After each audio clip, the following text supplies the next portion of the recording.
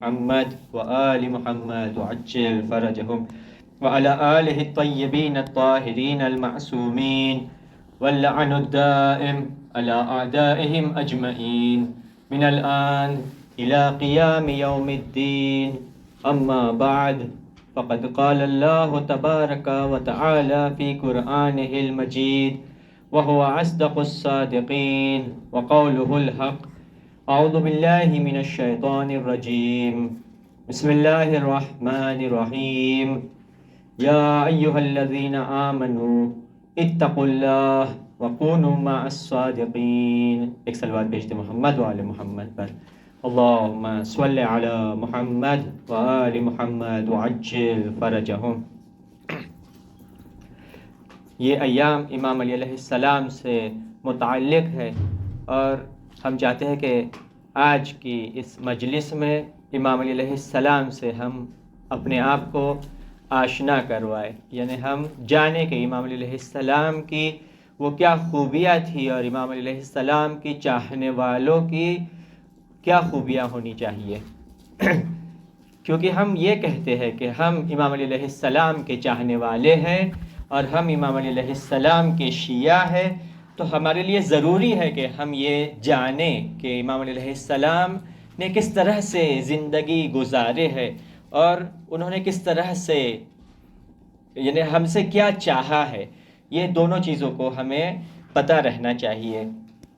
امام علیہ السلام کے نزدیک یہ زندگی کیا ہے. اگر ہم لوگ یہ دیکھیں گے تو ہم لوگ یہ دیکھتے ہیں کہ اللہ کی دی ہوئی ساری نعمتوں کو حق اور حق کو بلند کرنے کے لیے استعمال کرنا، یہ ایکچوئل میں امام علیہ السلام کے نزدیک زندگی ہے. کہ اللہ نے جتنی بھی ہمیں نعمتیں دی ہے، یہ ہمیں ہاتھ، آنکھ، کان، اعضاء جوارح، کسی کو دولت عطا کی ہے، کسی کو علم عطا کیا ہے. جس کے پاس جو بھی نعمتیں ہیں ان ساری نعمتوں کا یوز کرے تاکہ حق بلند ہو اور جو باطل ہے وہ نیست و نابود ہو جائے. یہ امام علیہ السلام کے نزدیک زندگی کا مطلب ہے.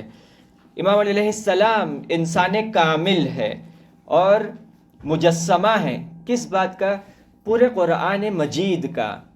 یعنی اگر ہم لوگ دیکھتے ہیں کہ بہت سی آیتیں ہیں جس پر امام علیہ السلام صادق ہے اور مخصوص امام علیہ السلام کے لیے ہے. ایک آیت جس میں خداوند متعال فرما رہا ہے کہ محمد الرسول اللہ صلی اللہ علیہ وآلہ وسلم والذین معہ اشداء علی الکفار ورحماء بینہم. رسول خدا اور وہ جو رسول خدا کے ساتھ ہے ان کی کوالٹیز کیا ہے؟ وہ جو رسول خدا کے ساتھ ہے ان کی کوالٹیز یہ ہے کہ اشداء علی الکفار ورحماء بینہم، کہ کفار سے بہت شدید ہے اور آپس میں بہت مہربان ہے.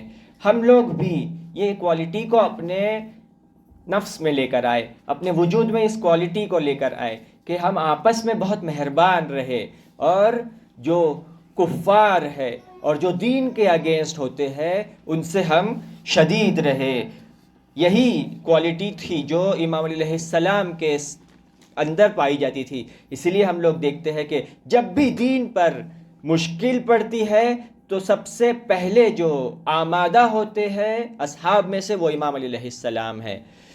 حتیٰ یعنی جب رسول خدا سے پوچھا گیا کہ آپ کے اصحاب کون ہیں تو سب کو معرفی کروایا، لیکن امام علیہ السلام کو نہیں پہچنوایا. تو کسی نے پوچھا کہ آپ نے سب کو پہچنوایا، امام علیہ السلام کو نہیں، یعنی ان کا نام نہیں لیا آپ نے. تو رسول خدا فرماتے ہیں کہ امام علیہ السلام میرے اصحاب میں سے نہیں ہے بلکہ وہ خود مجھ سے ہے. اسی طرح سے جس طرح سے آیہ مباہلہ میں ہے کہ خداوند متعال فرماتا ہے کہ ندعو ابناءنا و ابناءکم و نساءنا و نساءکم و انفسنا و انفسکم. دیکھیے یہاں پر یہ جو کوالٹی ہے امام علیہ السلام کی کہ خود کو لے کر آؤ اور وہ جو خود تم میں سے ہے انہیں لے کر آؤ. تو رسول خدا امام علیہ السلام کو انفسنا کے طور پر لے کر آئے تھے. یعنی جب رسول خدا پہچنوانا چاہتے ہیں کہ مجھے تمہیں دیکھنا ہے تو امام علی علیہ السلام مجھ جیسا کون ہے؟ وہ ہے امام علی علیہ السلام۔ امام علی علیہ السلام عدالت کا پیکر، اسی لیے بھی ایک بہت بڑے رائٹر ہے جو کرسچن رائٹر ہے، وہ کہتے ہیں کہ امام علی علیہ السلام کی شہادت ان کی عدالت کی وجہ سے ہوئی ہے۔ یعنی امام علی علیہ السلام بیت المال کو اس طرح سے تقسیم کرتے تھے کہ یہ نہیں دیکھا جاتا تھا کہ کالا کون ہے اور گورا کون ہے، عرب کون ہے اور عجم کون ہے، آزاد کون ہے اور غلام کون ہے، بلکہ سب کو برابر سے تقسیم کیا جاتا تھا۔ بیت المال جب یا مال غنیمت جب ملتا تھا تب اسے برابر سے تقسیم کیا جاتا تھا۔ تو اسی لیے وہ لوگ جو صدر اسلام اور دین اسلام کے شروع میں ایمان لائے تھے، وہ لوگ خود کے ایک الگ ویلیو اور خود کو ایک بڑا سمجھا کرتے تھے اور کہتے تھے کہ کیونکہ ہم لوگوں نے شروع میں دین کو ایکسیپٹ کیا ہے تو ہمیں زیادہ حصہ ملنا چاہیے۔ یعنی ہم لوگ یہ دیکھتے ہیں کہ ابو بکر اور عمر اور عثمان کے خلافت کے دوران ان لوگوں کو زیادہ حصہ دیا جاتا تھا، تو ان لوگوں کی عادت ہو چکی تھی کہ یہ زیادہ حصہ لے۔ لیکن جب امام علیہ السلام کا دوران حکومت اور دوران خلافت آتا ہے تو امام علیہ السلام کہتے ہیں کہ سب کو برابر اور عدالت سے ان کو حصہ ملے گا۔ اسی لیے امام علیہ السلام عدالت کا مجسمہ ہے۔ اور ہم لوگ دیکھتے ہیں کہ غریبوں اور فقیروں کی مدد کیا کرتے تھے۔ رات کے اندھیرے میں وہ روٹیاں اٹھا کر لے جایا کرتے تھے اور غریبوں اور فقیروں میں تقسیم کیا کرتے تھے۔ کیوں رات کے اندھیرے میں لے جا رہے ہیں اور کیوں دن کے اجالے میں نہیں لے کر جا رہے ہیں؟ تو امام علیہ السلام کہتے ہیں کہ مجھے شرم آتی ہے کہ میں دن کے اجالے میں انہیں روٹیاں دوں اور وہ شرمندہ ہو۔ بس اسی طرح سے جس طرح سے خداوند متعال ہمیں روزی عطا کرتا ہے لیکن بتاتا نہیں ہے کہ دیکھیے میں تمہیں روٹی دے رہا ہوں، لیکن وہ سب کا رزق ان تک پہنچاتا ہے۔ تو امام علیہ السلام کہتے ہیں کہ میں بھی چاہتا ہوں کہ یہ اللہ کی کوالٹی کے وہ ہمیشہ عطا کرتا ہے لیکن چھپ کر عطا کرتا ہے، تو میں بھی چاہتا ہوں کہ میں بھی عطا کروں لیکن چھپ کر عطا کروں۔ اسی لیے ہم لوگ دیکھتے ہیں کہ امام علیہ السلام رات کے اندھیرے میں جاتے ہیں اور روٹیاں غریبوں اور مسکینوں میں اور ضرورت مندوں میں تقسیم کیا کرتے تھے۔ ایسے لوگ جنہوں نے مقام پوسٹ کس کے ذریعے سے حاصل کیا تھا؟ طاقت اور زور کے بل پر ان لوگوں نے حاصل کیا تھا۔ امام علیہ السلام کے نزدیک ان کی کوئی ویلیو نہیں تھی۔ امام علیہ السلام کہتے ہیں کہ ان کی ویلیو میرے نزدیک مٹی کے برابر بھی نہیں ہے۔ آج بھی اگر ہم میں سے کوئی شہرت، مقام، پوسٹ کو طاقت اور زور کے بل پر اگر حاصل کرتے ہیں، یہ نہ سمجھے کہ ہم بہت بڑے ہیں اور اللہ نے ہمیں عزت عطا کی ہے۔ کلا، ہرگز اس طرح سے نہیں ہے۔ اسی طرح سے جس طرح سے سورہ فجر میں خداوند متعال فرماتا ہے کہ اگر ہم نے تم کو اس دنیا میں شہرت، مقام، پوسٹ اور عزت عطا کی ہے، کبھی یہ نہ سمجھ لینا کہ تم کیونکہ بہت نیک اور پاک ہو اس لیے ہم نے تمہیں یہ عطا کیا ہے۔ نہیں، بلکہ اصل عزت کہاں پر ملے گی؟ اس دنیا میں ہے کہ اس دنیا میں وہ جو نعمت خداوند متعال عطا کرے گا وہ دائمی رہے گی، وہ ازلی اور ابدی رہے گی، ہمیشہ کے لیے رہنے والی ہے۔ اس دنیا میں اگر کسی کو عزت ملتی بھی ہے تو وہ کتنی دیر کے لیے ہوتی ہے؟ 70 ایئرز یا 100 ایئرز کے لیے۔ اسی طرح سے جس طرح سے ظالموں کو لوگ ڈر کے عزت کیا کرتے ہیں، وہ کتنی دیر تک ان کی عزت کرتے ہیں؟ جب تک کرتے ہیں جب تک ان کے پاس قدرت اور طاقت ہوا کرتی ہے۔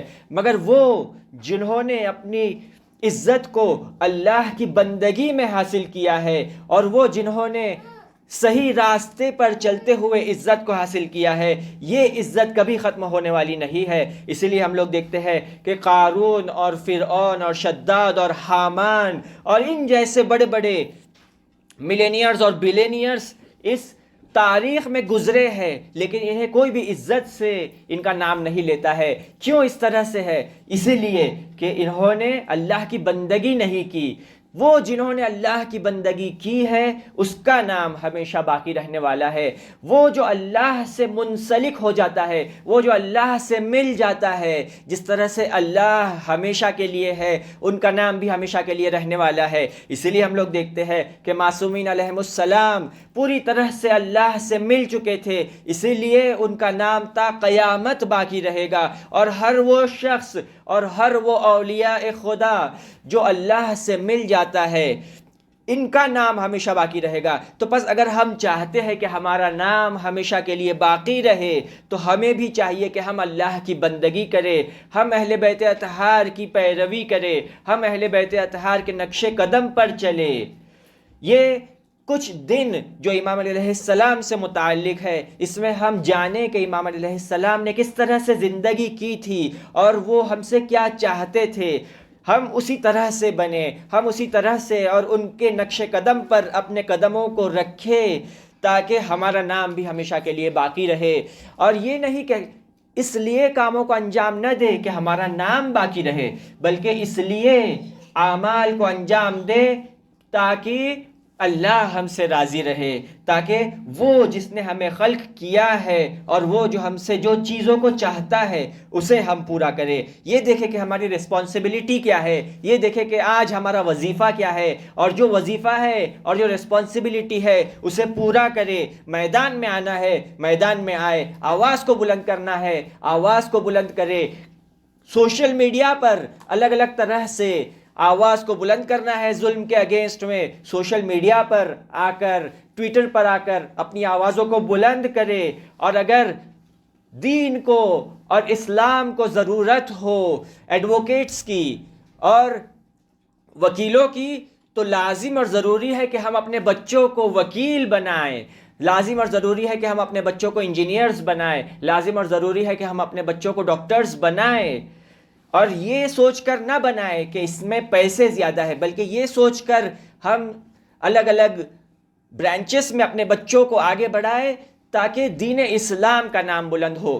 جو دین کا نام بلند کرنے کے لیے اپنے بچوں کو اس فیلڈ میں ڈالے گا، جو بھی فیلڈ میں ڈالے گا، یہ واقعاً جہاد ہے. یہ وہ جہاد ہے جس کے لیے دین اسلام نے مومنوں کو کہا ہے کہ اس طرح کے کاموں کو انجام دو جس سے دین سٹرونگ ہوتا ہے. آج ہمیں یہ دیکھنا ہے کہ دین کی کیا ضرورت ہے، آج ہمیں یہ دیکھنا ہے کہ سوسائٹی کی کیا ضرورت ہے، اور اس کے مطابق ہم خود کو اور اپنے بچوں کو ان فیلڈز میں ڈالیں اور ان کے اندر اس شوق کو پیدا کرانے کی کوشش کریں. امام علیہ السلام کے نزدیک وہ چیزیں جو ویلیویبل تھی وہ تھی ایمان، تقوی اور اخلاص اور جہاد اور انسانیت. دیکھیے تقوی کے بارے میں ہم اگر نہج البلاغہ پڑھتے ہیں تو امام علیہ السلام تقوی کی جب مثال دیتے ہیں تو اس طرح سے کہتے ہیں کہ انسان کا نفس ایک جنگلی گھوڑے کی طرح ہے، اور جو کنٹرول میں نہیں رہتا، اور جہاں اس کا دل چاہتا ہے وہ وہاں بھاگتا رہتا ہے. ہمارا نفس بھی اس جنگلی گھوڑے کی طرح ہے، اور اس کا دل جہاں چاہتا ہے وہ اس طرف روانہ اور اس طرف بھاگنے لگتا ہے. اسے کنٹرول کرنے کے لیے کیا کیا جاتا ہے؟ اسے کنٹرول کرنے کے لیے اس کے لگام لگائی جاتی ہے.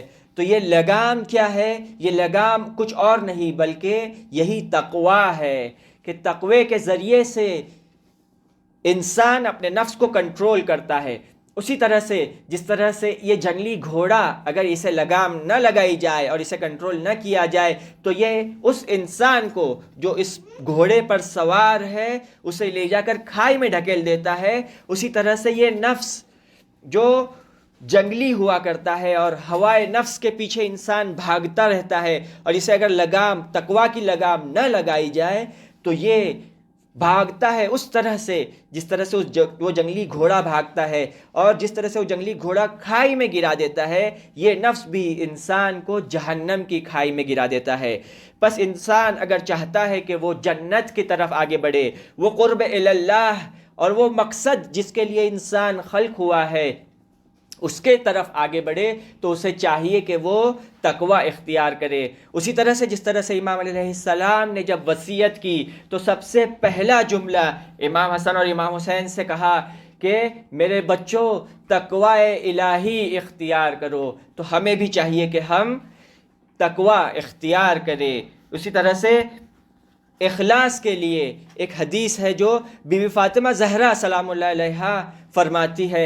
بی بی فاطمہ زہرا سلام اللہ علیہا ہماری ماں ہے، اور ماں جب اپنے بچوں کو سفارش کرتی ہے تو بہترین سفارش کو اپنے بچوں کے لیے کرتی ہے۔ اسی طرح سے جس طرح سے بی بی فاطمہ زہرا سلام اللہ علیہا ہمارے لیے سفارش کر رہی ہے، وہ کہتے ہیں، بی بی فاطمہ بیان فرماتی ہے کہ من اسعد الی اللہ خالص عبادتہ، جو بھی بھیجے گا، اسعدہ صعود سے آیا ہے۔ صعود کہتے ہیں کہ ٹیک آف کرنا، یعنی ایروپلین جب ٹیک آف کرتا ہے تو کہا جاتا ہے صعود کیا ایروپلین نے۔ تو بی بی فاطمہ فرما رہے ہیں کہ من اسعد الی اللہ، جو بھی بھیجے گا اللہ کی طرف خالص عبادت کو، احبط اللہ الیہ افضل مصلحتہ۔ احبط حبوط سے آیا ہے، حبوط یعنی لینڈ کرنا، یعنی نازل ہونا آسمان کی طرف سے، یعنی کوئی بلندی سے زمین کی طرف ایک چیز کا آنا۔ تو یہاں پر بھی ہے کہ احبط اللہ یعنی نازل کرتا ہے خداوند متعال افضل مصلحت کو۔ آج پوری دنیا اخلاص کی فقیر ہے اور اخلاص چاہتی ہے، اور جو بھی اخلاص کے ساتھ اور خالص ترین عبادت کو بھیجے گا، اللہ بہترین مصلحت کو اس کے لیے رقم اور اس کے لیے بھیجتا ہے، اس کے لیے لکھتا ہے۔ بس ہمارے ہاتھ میں کیا ہے کہ ہم اپنے اعمال کو خالص کریں۔ اسی طرح سے جس طرح سے ہم لوگ دیکھتے ہیں کہ شہید قاسم سلیمانی کا جب انٹرویو لیا جاتا تھا اور ان سے کہا جاتا تھا کہ ہم اس انٹرویو کو چینلز پر اور جو ایران کے الگ الگ چینلز ہیں اس پر ہم لوگ اسے ٹیلی کاسٹ کرنا چاہتے ہیں، تو وہ کہتے تھے کہ نہیں، میں اجازت نہیں دوں گا آپ کو کہ یہ میری جو آپ نے انٹرویو لیا ہے اسے آپ ٹیلی کاسٹ کرو۔ کیوں یہ کہہ رہے ہیں؟ کیونکہ دیکھیے انہوں نے جو کام کیا ہے وہ خداوند متعال کے لیے کام کیا ہے، خالص عبادت کے لیے۔ اسی طرح سے جس طرح سے ایک روایت میں ہے کہ ایک پیغمبر سے کہا گیا تھا کہ تمہیں جو چیز ملے گی تم اسے چھپا دینا، تو جب وہ جاتے ہیں تو انہیں ایک سونے کا کوئی ایک برتن ملتا ہے، وہ دیکھتے ہیں کہ سونے کا برتن ہے، لیکن کیونکہ اللہ نے کہا ہے چھپا دینا تو وہ چھپا دیتے ہیں، لیکن پھر آگے جا کے دیکھتے ہیں کہ وہ آشکار ہو جاتا ہے، یعنی سب کو پتہ چل جاتا ہے، خود ان کو بھی پتہ چل جاتا ہے۔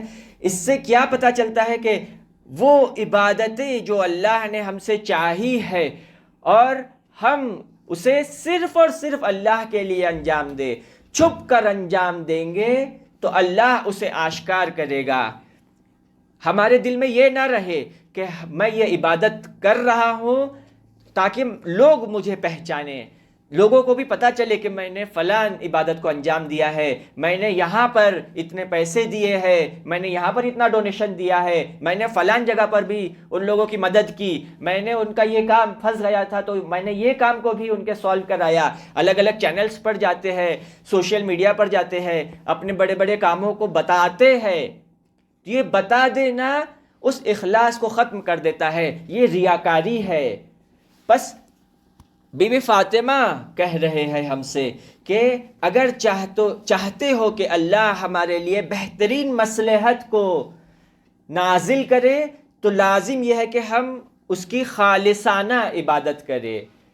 اسی لیے بھی کہا گیا ہے کہ جب رات کے اندھیرے میں اٹھو اور اللہ سے باتیں کرو تو ایک دعا یہ بھی کر دیا کرو کہ اے پروردگار، واسطہ ہے اہل بیت اطہار کا کہ ہمیں اخلاص عطا فرما۔ یہ اخلاص بہت بڑی چیز ہے۔ اسی لیے ہم لوگ دیکھتے ہیں کہ جب شہید قاسم سلیمانی کی شہادت ہوتی ہے تو پورے دنیا میں ایک کوہرام مچ جاتا ہے، اور ہر سٹی میں، ہر شہر میں ان کے لیے الگ الگ طرح سے پروگرامز ہوتے ہیں۔ یہ پروگرامز کیوں ہو رہے ہیں، لوگ کیوں اپنے گھروں سے باہر آ رہے ہیں، پورا قم باہر، پورا مشہد باہر ہے، روڈ پر ہے، پورا تہران روڈ پر ہے، یہ کیا ہو گیا، یہ کیوں اتنا زیادہ لوگ آتے ہیں اور اس شہید کا اکرام کرتے ہیں، اس شہید نے ایسے کیا کیا تھا؟ اگر ہم لوگ دیکھیں گے تو اس کی ایک بہت بڑا ریزن یہ ہے کہ شہید قاسم سلیمانی اپنے کاموں کو خالصتاً خداوند متعال کے لیے انجام دیا کرتے تھے۔ اسی طرح سے سورہ مریم کی آخری آیتوں میں خداوند متعال فرماتا ہے کہ یا ایھا الذین آمنوا وعملوا الصالحات سیجعل اللہ الرحمن ودا، یعنی اے ایمان والو، اگر تم ایمان لاتے ہو اور عمل صالح انجام دیتے ہو، ان قریب خداوند متعال لوگوں کے دلوں میں تمہارے لیے محبت کو قرار دے دے گا۔ بس ہمیں دو کام کرنے ہیں، ایک تو یہ کہ ہمیں ایمان لانا ہے، دوسرا یہ کام کرنا ہے کہ عمل صالح انجام دینا ہے۔ عمل صالح صرف اور صرف خدا کے لیے ہوا کرتا ہے، کسی غیر کے لیے نہیں۔ جب ہم ایمان لائیں گے اور عمل صالح انجام دیں گے، آٹومیٹیکلی لوگوں کے دلوں میں ہماری محبت آ جائے گی۔ لوگ چاہتے ہیں کہ پیسے سے لوگوں کے دلوں میں محبت کو کریٹ کرے، لوگ چاہتے ہیں کہ شہرت کے ذریعے سے لوگوں کے دلوں میں محبت کو کریٹ کرے۔ نہیں، اس طرح سے محبت کریٹ نہیں ہوتی ہے۔ محبت، واقعی محبت اگر کریٹ کرنا چاہتے ہو تو یہ دو کاموں کو انجام دینا ہے، ایک ہے ایمان اور دوسرا ہے عمل صالح۔ ایمان لائے اور عمل صالح انجام دے، جو یہ دو کاموں کو انجام دے گا، خداوند متعال لوگوں کے دلوں میں محبت کو ڈال دے گا۔ لوگ اپنے گھروں کو بند کریں گے، لوگ اپنے کاموں کو بند کر دیں گے، کتنا ہی امپورٹنٹ کام کیوں نہ ہو، سب نے اپنے کاموں کو بند کیا، آئے شہید قاسم سلیمانی کے تشییع جنازہ میں آ کر شرکت کی۔ سب سے پوچھا گیا کہ تمہیں کیا ہو گیا ہے، تم تو حجاب نہیں کرتے ہو، تم تو داڑھی نہیں رکھتے ہو، تم تو دین نہیں رکھتے ہو، تم تو نماز نہیں پڑھتے ہو، کیوں آئے ہو شہید کے جنازے میں؟ تو کہتے ہیں کہ نہیں پتا، لیکن ہمارے دل میں اتنی شدید محبت ہے اس شخصیت کے لیے کہ ہم اپنے کاموں کو چھوڑ کر ہم آ گئے، مجبور ہو گئے۔ دیکھیے، یعنی خداوند متعال نے اتنی شدید محبت ان کے دلوں میں ڈال دی تھی کہ اپنے سارے کاموں کو چھوڑ دیا اور آئے شہید کے جنازے میں۔ یہ کیسی محبت ہے؟ یہ وہ محبت ہے جو خدا نے ان کے دلوں میں ڈالی ہے۔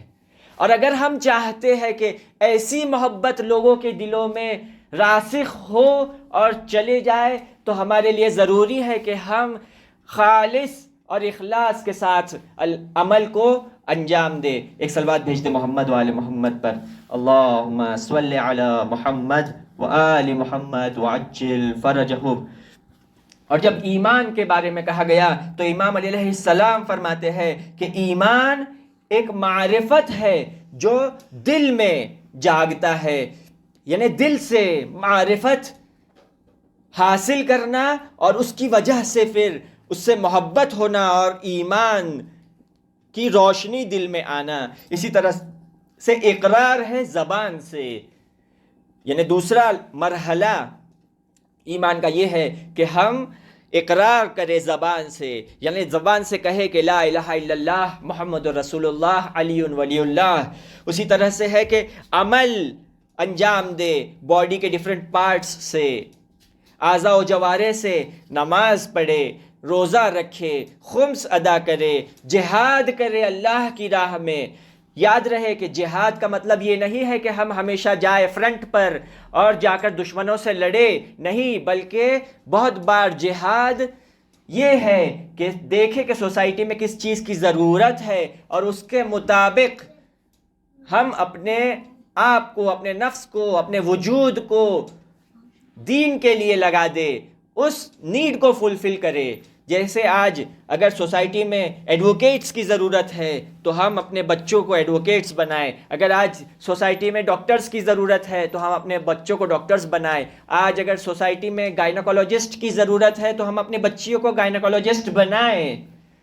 یہ ایک جہاد ہے جس کے لیے ہم لوگ اگر دیکھتے ہیں اور آبزرو کرتے ہیں کہ امام علیہ السلام کی پوری زندگی جہاد میں گزری ہے، الگ الگ فرنٹس پر آ کر آپ نے جہاد کیا. ہم لوگ دیکھتے ہیں کہ کس طرح سے امام علیہ السلام الگ الگ شہروں میں جا کر کنواں کھودا کرتے تھے اور جب پانی نکلتا تھا تو اس کنویں کو وقف کر دیا کرتے تھے غریبوں اور فقراؤں کے لیے. اگر ہم لوگ آبزرو کریں گے اور ہسٹری کو پڑھیں گے تو ہم لوگ دیکھتے ہیں کہ اس زمانے میں اگر کسی کے پاس ایک کنواں ہوتا تھا تو وہ امیر لوگوں میں شمار ہوا کرتا تھا، کیونکہ عرب میں ایسی سرزمین ہے جہاں پر پانی نہیں ملتا ہے، اور جس کے پاس بھی کنواں ہوتا تھا وہ اس پانی کو بیچا کرتا تھا اور اس کنویں کو کچھ دنوں کے لیے کرائے پر دیا کرتا تھا اور اس کے بدلے میں پیسے لیا کرتا تھا. تو ایک کنواں اگر کسی کے پاس ہوتا تھا اس زمانے میں تو وہ امیر لوگوں میں شمار ہوا کرتا تھا. اگر ہم لوگ دیکھتے ہیں کہ امام علی علیہ السلام کے زمانے میں امام علی علیہ السلام نے کتنے کنویں کھودے ہیں، اتنے زیادہ کنویں ہیں کہ کاؤنٹ کرتے کرتے تھک جاتا ہے بندہ. اتنے زیادہ کنووں کا مالک کتنا امیر ہونا چاہیے، یہ ایک بندہ آبزرو کرے. اسی کے ساتھ ساتھ امام علیہ السلام کی بڑی کوالٹیز میں سے یہ ہے کہ امام علیہ السلام قربانی کیا کرتے تھے، ایثار کیا کرتے تھے، خود گزشتگی یعنی خود کی نیڈ کو نہیں دیکھنا اور دوسروں کی نیڈوں کو دیکھنا، دوسروں کی ضرورتوں کو دیکھنا اور اسے فلفل کرنا. یہ ایک امام علیہ السلام کی بڑی کوالٹیز میں سے ایک کوالٹی ہے. اسی لیے ہم لوگ دیکھتے ہیں کہ اتنا امیر انسان جب گھر میں آتے ہیں تو دیکھتے ہیں کہ امام حسن اور امام حسین علیہ السلام کا رنگ اڑا ہوا ہے. پوچھتے ہیں بی بی فاطمہ سلام اللہ علیہا سے کہ اے بی بی فاطمہ یہ میں کیا دیکھ رہا ہوں کہ امام حسن اور امام حسین علیہ السلام کا رنگ اڑا ہوا ہے، کیوں انہوں نے کچھ دنوں سے کچھ کھایا نہیں ہے؟ تو بی بی فاطمہ جواب دیتی ہے کہ یا ابا الحسن، گھر میں کچھ دنوں سے کھانے کو کھانا نہیں ہے. تو امام علیہ السلام کہتے ہیں کہ بی بی تم نے مجھے کیوں نہیں بتایا؟ تو بی بی فاطمہ کہتی ہے کہ میرے بابا نے مجھے شادی کی رات میں کہا تھا کہ کوئی بھی ڈیمانڈ اپنے شوہر سے نہیں کرنا، ایسا نہ ہو کہ تم کوئی ڈیمانڈ کرے اور تمہارا شوہر اسے فلفل نہ کر پائے اور شرمندہ ہو جائے. اپنے شوہر کو کبھی شرمندہ نہ کرنا. تو میں اپنے بابا کی اس سفارش پر عمل کر رہی تھی. امام علیہ السلام فوراً جاتے ہیں اور کچھ کھانے کا بندوبست کر کے لاتے ہیں اور گھر میں کھانا فراہم کرتے ہیں. تو ہم لوگ دیکھتے ہیں کہ امام علیہ السلام جو عرب کے امیر لوگوں میں سے ہے، انہوں نے اپنی ساری دولت غریبوں اور فقراؤں میں تقسیم کی ہے. اور یہ ایک اسلامی نظام کو وہ بتا رہے ہیں کہ بہت زیادہ خود کے پاس جمع کر کے نہ رکھ لو. بلینئرز ملینز آف ڈالرز اور بلینز آف ڈالرز اپنے پاس جمع کر کے نہ رکھو، بلکہ غریبوں اور فقیروں کی مدد کیا کرو اور جتنا تمہیں ضرورت ہے اتنا تم استعمال کرو. واقعاً اگر ایک بچے سے جب پوچھا جاتا ہے کہ تمہارے پاس ابھی کتنا پیسہ ہے تو وہ کہتا ہے کہ میرے پاس تو کچھ بھی نہیں ہے. تو جب اس سے کہا جاتا ہے کہ ارے تمہارے پاس کچھ نہیں ہے پھر کل تم کیا کھاؤ گے، تو وہ کہتا ہے کہ یہ کیسا عجیب سا سوال تم مجھ سے پوچھ رہے ہو. میرے ماں باپ ہے، وہ میرا دھیان رکھتے ہیں اور مجھے ان پر یقین ہے کہ میرے ماں باپ کل کا جو کھانا اور کل کا جو رزق اور روزی رہے گی وہ فراہم کریں گے ہمارے لیے. تو ایک بچے کو اپنے ماں باپ پر یقین ہوتا ہے. ہم جو بندے ہیں، خداوند متعال کے بندے ہیں، ہم کس طرح سے ہمارا یقین ہے خدا پہ کہ ہم کو یقین نہیں ہے خدا پہ کہ آج جس نے روزی عطا کیا ہے کل بھی وہ روزی عطا کرے گا. کہتے ہیں یعنی ہم لوگ یہ کہتے ہیں کہ نہیں پتا کل ہمارے پاس کتنا پیسہ رہے گا یا نہیں رہے گا، اور زیادہ سے زیادہ بینک ڈپازٹ کو اپنا بڑھاتے جاتے ہیں. اتنا بڑھا دیتے ہیں کہ آج اگر ہم لوگ سروے کرتے ہیں انڈیا میں ہی تو انڈیا میں آج 150 لوگ اس طرح سے ہے کہ اگر ہر روز وہ لوگ کروڑوں روپیہ بھی خرچ کرے تو بھی پوری زندگی یعنی اگر 80 ایئرس ہم لوگ ایوریج پکڑتے ہیں تو 80 ایئرس کی زندگی ہر روز کروڑوں روپیہ خرچہ کرنے کے بعد بھی ان کی دولت ختم نہیں ہونے والی ہے. اتنا انہوں نے اپنا بینک بیلنس بھر کر رکھا ہے. یہ آج کیا ہو رہا ہے؟ کیوں غریبوں اور فقیروں کو نظر انداز کیا جا رہا ہے؟ کیوں صرف خود کے بارے میں سوچا جا رہا ہے؟ کیوں ہم یہ نہیں سوچتے کہ اس کے بعد بھی ایک زندگی آنے والی ہے اور وہ زندگی ابدی ہے، ہمیشہ کے لیے رہنے والی ہے. اس زندگی کو ہم سنوارے اور سنبھالے اور سجائے، اور اس زندگی کے بارے میں اتنا زیادہ نہ سوچے. ہر ایک بندے کا رزق اور روزی مشخص ہے اور فکس ہے، اسے اتنا ہی ملے گا اس دنیا میں. جو سوچنا ہے اور جس کے لیے محنت کرنی ہے وہ دنیا ہے. اس دنیا کے لیے ہم محنت کریں، اس دنیا کے لیے کوشش کریں. ہاں یاد رہے کہ اس دنیا میں بھی پلاننگ رہے. اگر اس دنیا میں ہم سیونگ اور ڈپازٹ کر رہے ہیں، وہ اس لیے سیونگ اور ڈپازٹ کرے کہ ہم کل ایک بڑا پلان کر ایک بڑے منصوبے کو اور پلان کو امپلیمنٹ کر سکے. پلاننگ کرے، 100 سال کی پلاننگ کرے، لیکن اس طرح سے پلان کرے کہ وہ کل پیسہ کام آ سکے ہمارا. ایسا نہ ہو کہ ہم نے بہت جمع کیا اور ہم اس دنیا سے چلے جائے اور اس مال کو پھر ہمارے ورثہ، ہمارے بچے اسے یوز کرے. ہو سکتا ہے کہ آج ہم متدین ہیں، دین کو فالو کرنے والے ہیں، کل ہماری اولاد کس طرح سے ہوگی؟ ہم نے جو پیسہ بچایا ہے ان کے لیے وہ کل کس طرح سے یوز کریں گے؟ اسی لیے آج ہمارے پاس موقع ہے اور آج ہم اسے یوز کریں اور اسے صحیح جگہ پر استعمال کریں. کہ جو ایک حدیث میں ہے کہ جو اپنے مال کو صحیح جگہ پر یوز اور استعمال نہیں کرتا ہے اس کا پیسہ غلط جگہ پر استعمال ہو جاتا ہے. بس ہمیں اپنے پیسوں کو صحیح جگہ پر استعمال کرنا چاہیے. اس کے بعد ہم لوگ دیکھتے ہیں کہ امام علیہ السلام کے لیے میں کبھی مطرح نہیں تھا. یعنی کبھی یہ نہیں چاہتے تھے کہ میرا نام ہو جائے، میرا نام ہو جائے کہ میں نے جنگ خندق میں عمرو بن عبدود کو مارا ہے، میں نے جنگ خیبر میں دشمنوں کو ہلاک کیا اور جنگ اور خیبر کا دروازہ میں نے توڑا ہوں. یہ کبھی نہیں چاہتے تھے کہ میں اور میرا نام مشہور ہو جائے، نہیں، بلکہ ہمیشہ جو امام علیہ السلام کی نظر میں تھا وہ دین نظر میں ہے، وہ خداوند متعال نظر میں ہے، وہ دین اسلام ہے. اگر ہمارے نظر میں بھی دین اسلام امپورٹنس رکھتا ہے اور اگر ہم اللہ کے لیے اور دین اسلام کے لیے محنت کرتے ہیں تو اب یقین رکھے کہ ہمارا نام بھی ہمیشہ کے لیے باقی رہے گا. لیکن ہم اگر ریاکاری کریں، ہم اگر یہ چاہے کہ میرا نام مشہور ہو جائے، ہم یہ چاہے کہ سب جگہوں پر میرا نام لیا جائے، اس طرح جو سوچتا ہے وہ اس دنیا میں بھی ذلیل ہو جاتا ہے اور اس دنیا میں بھی وہ ذلیل ہوگا. کیونکہ جب وہ اس دنیا میں جائے گا تو جب حساب و کتاب ہوگا تو وہ کہے گا پروردگار سے کہ اے پروردگار، میں نے تو یہاں پر ڈونیشن دیا تھا، میں نے تو اس غریب کی مدد کی تھی، یہ سب میرے نامہ اعمال میں کیوں نہیں ہے؟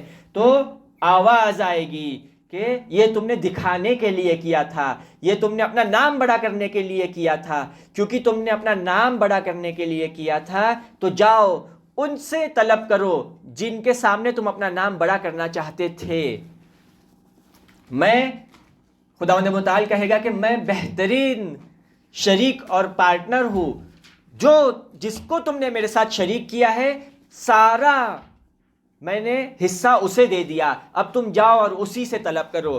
یاد رہے کہ قیامت کے دن ساری طاقت اور عزت اور قوت خداوند متعال کے ہاتھ میں ہے، کسی اور کے ہاتھ میں کوئی طاقت اور قوت نہیں ہے.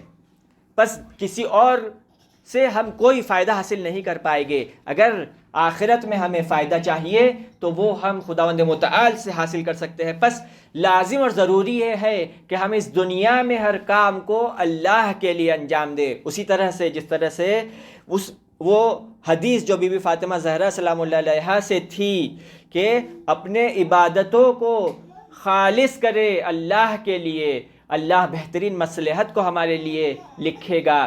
اگر ہم چاہتے ہیں کہ ہم اس دنیا میں کامیاب ہو، آخرت میں کامیاب ہو، تو اپنے اعمال کو خداوند متعال کے لیے انجام دے۔ ایک صلوات بھیج دے محمد و آل محمد پر، اللہم صلی علی محمد و آل محمد وعجل فرجہم۔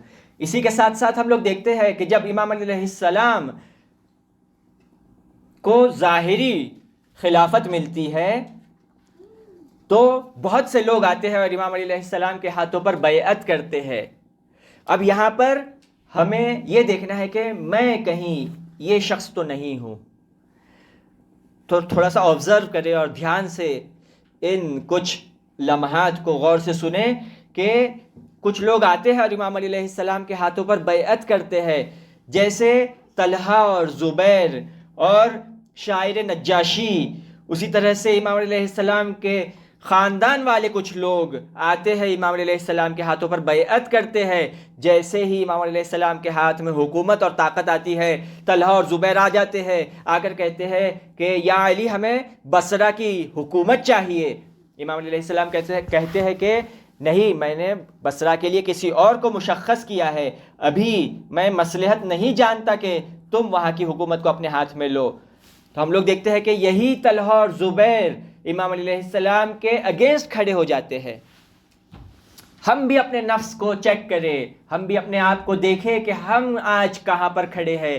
ہم دین سے کیا ایکسپیکٹ کرتے ہیں کہ جب میں دین کی مدد کروں تو دین نے بھی میری مدد کرنا چاہیے۔ میں اگر دین کے لیے کچھ کام کرتا ہوں تو میرا بھی جگہ جگہ پر نام لیا جانا چاہیے، مجھے بھی سٹیج پر بلایا جانا چاہیے، مجھے بھی گلوں میں ہار پہنائے جانے چاہیے۔ یہ اگر جس کے بھی دل میں ہے وہ یہ جان لے کہ ہم طلحہ اور زبیر سے کم نہیں ہے۔ بس اپنے اس ماہ مبارک رمضان میں اپنے نفس کو ہم پاک کریں، امام علی علیہ السلام کا واسطہ دے خداوند متعال کو، اور اللہ سے کہے کہ اے پاک پروردگار، ہم ضعیف ہیں اور تو قوی ہے، اور وہ کون ہے جو ضعیف پر رحم کر سکتا ہے مگر وہ جو قوی ہو۔ بس اے پروردگار تو ہم پر رحم فرما، اور یہ جو بری عادتیں ہمارے نفس میں ہے اس سے ہمیں دور کر دے۔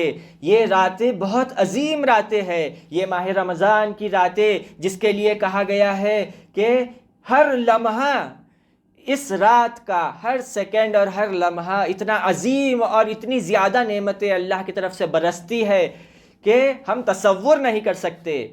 بس ان راتوں میں ہم اپنے نفس کا معائنہ کریں، ہم اپنے نفس کو چیک کریں، اور وہ جو کمیاں اور برائیاں ہمارے نفس میں ہے ہم چاہے اللہ سے کہ ان کمیوں کو ہمارے نفس سے دور کر دیا جائے۔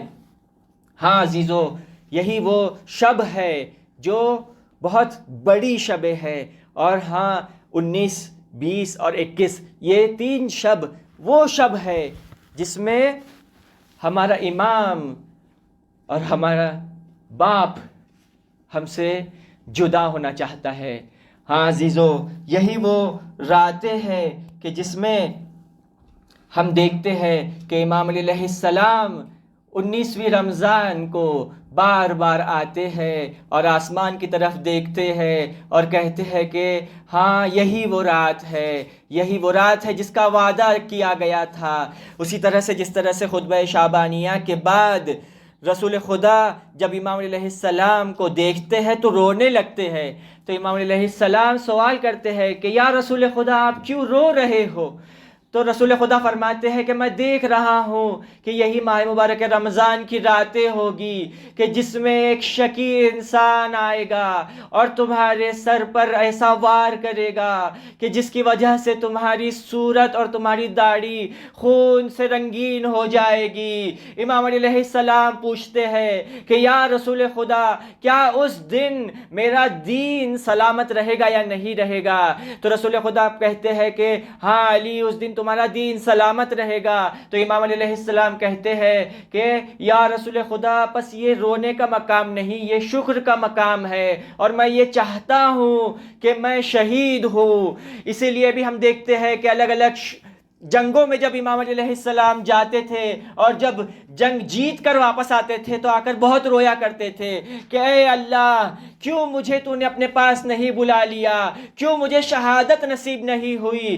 دیکھیے جناب حمزہ شہید ہو گئے، جناب حمزہ اس مقام کو پا لیا جس کی وہ آرزو کیا کرتے تھے۔ میں بھی آرزو کر رہا ہوں کہ مجھے بھی شہادت نصیب ہو، مجھے وہ شہادت کب نصیب ہوگی؟ لیکن ہاں عزیزو، یہی 19 ماہ رمضان تھی کہ جب ایک شکی ابن ملجم آتا ہے اور تلوار چلاتا ہے، امام علیہ السلام کا سر شقاف پڑ جاتی ہے اور سر سے خون جاری ہوتا ہے۔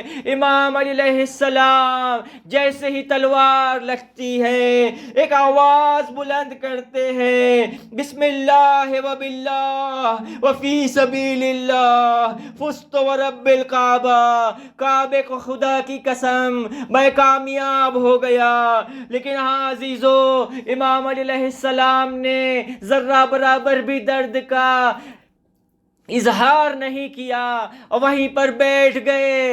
امام حسن آتے ہیں، امام علی علیہ السلام کو اپنی آغوش میں لیتے ہیں، دیکھتے ہیں کس طرح سے خون کا فوارہ جاری ہے، رونے لگتے ہیں، اتنا روتے ہیں کہ آنسو امام علیہ السلام کے چہرے پر گرنا شروع ہوتے ہیں۔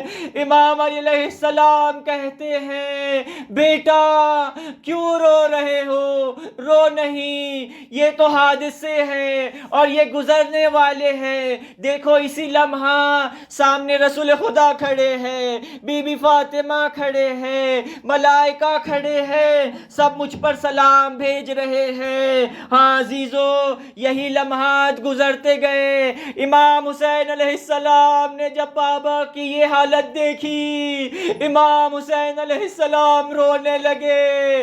امام علی علیہ السلام کہتے ہیں، بیٹا رو نہیں، ایک دن وہ آئے گا پوری دنیا والے تمہارے اوپر روئیں گے، لا یوم کا یوم کا یا ابا عبداللہ۔ ہاں عزیزو، یہی وہ لمحات تھے جو گزر رہے ہیں۔ امام علی علیہ السلام کو گھر پر لایا گیا، امام علی علیہ السلام کو گھر پر اس جگہ لٹایا گیا جہاں پر آپ کا مصلی تھا۔ امام علیہ السلام آرام فرماتے ہیں، ابھی لٹایا گیا تھا تبھی بی بی زینب اور بی بی ام کلثوم آتے ہیں، بابا کی یہ حالت دیکھتے ہیں، زار زار رونے لگتے ہیں۔